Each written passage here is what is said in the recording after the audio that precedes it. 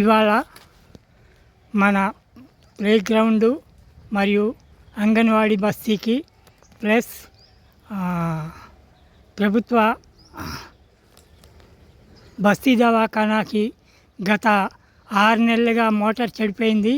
Motor చెడిపోయినా ఇటు municipal వాళ్ళు కానీ, తర్వాత అటు కాలనీ నాయకులు కానీ, ప్రతిపక్ష నాయకులు కానీ ఎవరూ పట్టించుకోలేదు.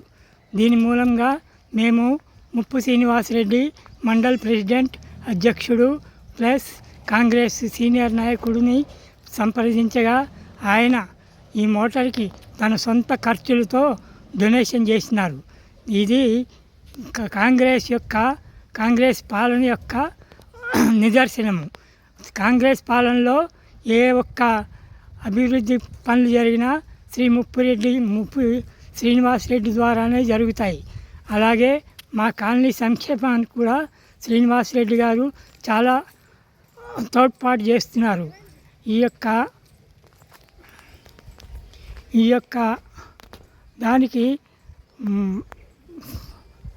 ఆసుపత్రి సిబ్బంది, సపోర్టింగ్ స్టాఫ్ కూడా ఉన్నారు.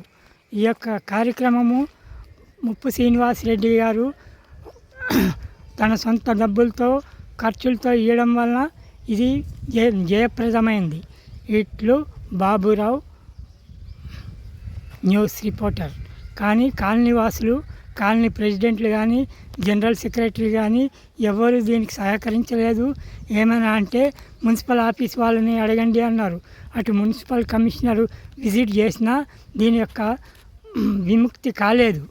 అయినా కూడా ముప్పు శ్రీనివాసరెడ్డి గారు చాలా సహృదయంతో 5,000 రూపాయలు డొనేట్ చేసి ఈ యొక్క మోటార్కి, తర్వాత బస్తీ దవాఖానాకి, నీళ్ళ సరఫరాకి సహాయపడ్డారు.